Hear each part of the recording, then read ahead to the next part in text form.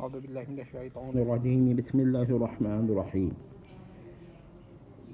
اہل سنہ کے تین بڑے فرق ہیں، اشاعرہ، ماتریدیہ اور سلفیہ۔ جو ماتریدیہ ہیں ان کے بارے میں بریلوی حضرات کا موقف ہے کہ ان کے نزدیک باری تعالیٰ جو ہے وہ کافر کو جنت میں داخل کرنے پر اسی طرح قادر نہیں ہے جیسا کہ اپنے آپ کو فنا کرنے پر یا معدوم کرنے پر۔ اور یہی بات وہ کہتے ہیں کہ ماتریدیہ کے نزدیک باری تعالیٰ اپنے آپ کو جس طرح فنا کرنے پر، معدوم کرنے پر قادر نہیں ہے، اسی طرح کسی مومن صالح بلا معصیہ کو جیسے کوئی معصوم، مثلا معصوم، تو اس کو جہنم میں بھی ڈالنے پہ قادر نہیں ہے۔ یہ ہے بریلوی حضرات کا موقف ماتریدیہ کے بارے میں۔ لیکن اہل سنت دیوبند کا موقف اس سے مختلف ہے، وہ ماتریدیہ کے بارے میں یہ عقیدہ منسوب نہیں کرتے۔ اب کیا بحث ہے، میں اس پہ نہیں جاتا، لیکن بریلوی حضرات یہ کہتے ہیں کہ اشاعرہ کے نزدیک باری تعالیٰ ان دونوں پر قادر ہے، یعنی کہ چاہے تو فرعون کو جنت میں ڈال دے، چاہے تو حضرت موسیٰ کو جہنم میں ڈال دے، یا صادق کو عذاب دے دے اور کاذب کو ثواب دے دے، یا مومن کو اس کے ایمان پر عذاب دے اور کافر کو اس کے کفر پر ثواب دے۔ یہ اس پر قادر ہے، کرے گا نہیں۔ اس کو نوٹوریس کہنا جہمی صاحب کی اپنی اصطلاح ہے۔ سوال یہ ہے کہ بریلوی حضرات کے نزدیک یہ اشاعرہ کا جو موقف ہے، اب احمد صاحب بریلوی یا بعض بریلوی حضرات وہ یہاں اس مسئلے میں ماتریدیہ کے بجائے اشاعرہ کی طرف میلان رکھتے ہیں۔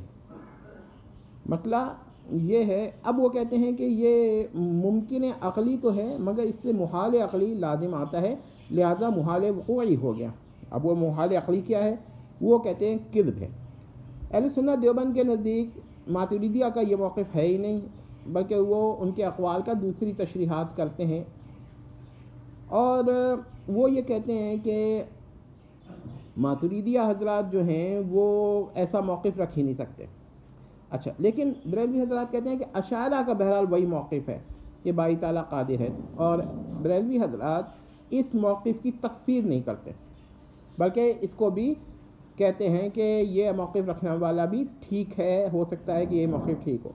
اور اس میں عقل بھی بات یہ کہتی ہے کہ استحالہ ناشئ عن الذات اور عالج عن الغیر کا فرق جو ہے یہ ماتریدی حضرات نے نہیں رکھا، اور ہم یہ جو ہیں اس کے بارے میں رائے یہ رکھتے ہیں کہ اہل سنت دیوبند کا موقف جو ہے وہ زیادہ صحیح نظر آتا ہے کہ ناشی استحالہ ناشی عن الذات اور عارض عن الغیر کا فرق یہ معتزلہ نے نہیں رکھا تھا، ماتریدیہ نے اس کو رکھا ہے، اور یہی وجہ ہے کہ وہ اس کو محال عقلی ان معنوں میں نہیں مانتے جن معنوں میں بریلوی حضرات یہ موقف سمجھتے ہیں۔ بہرحال ہم اس مسئلے پہ زیادہ دخل نہیں دیتے ہیں، ہم اتنا کہتے ہیں کہ جب یہ اختلاف موجود ہے تو بریلوی حضرات مسلمان سمجھتے ہیں ایسے شخص کو جو یہ کہے کہ باری تعالیٰ جو ہے وہ کفار کو جنت میں اور مومن صالح بلا معصیہ کو جہنم میں داخل کرنے پر قادر ہے، تو وہ تو تکفیر نہیں کرتے۔ اب اس بنیاد پر جو کیا کہتے ہیں بعض حضرات ہیں وہ کہتے ہیں کہ بھئی تکفیر جب نہیں کرتے تو ان کا موقف جو ہے اس بارے میں نرم ہو گیا، بالکل نرم ہے۔ اب سوال یہ پیدا ہوتا ہے کہ جہلمی صاحب کے نزدیک تو یہ عقیدہ کفر ہے، تو وہ تو پھر کس کو مسلمان مانتے ہیں جہلمی صاحب؟ میرا خیال ہے کہ جہلمی صاحب، انجینئر جہلمی جو ہیں وہ کسی کو بھی شاید ہی مسلمان سمجھتے ہوں، لیکن ظاہر ہے کھل کر وہ نہیں کہتے۔ اب اس پہ ہم مزید تفصیلاً بات کریں گے اور پھر ہم دیکھیں گے کہ ہمارے موقف کیا ہے اور ہم کیا کہتے ہیں کہ یہ عقائد پر اس کو نوٹوریس کہہ کے کفر قرار دینا یہ بہت بڑی خطا ہے اور بہت بڑی کیا کہتے ہیں، یہ میں کہوں گا چال اور دھوکے بازی ہے۔ یہ تکفیر کا مسئلہ ہی نہیں ہے، یہ تو ایک اجتہادی تحقیقی مسئلہ ہے۔ آپ کی تحقیق یہ ہے، ان کی تحقیق وہ، اس میں تکفیر کا کیا دخل ہو گیا، کفر کا کیا دخل ہو گیا، کون سمجھتا ہے؟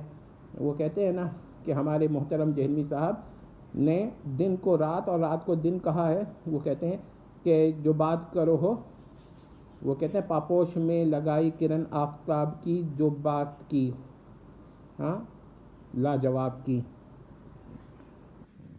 شکریہ والسلام، تمت۔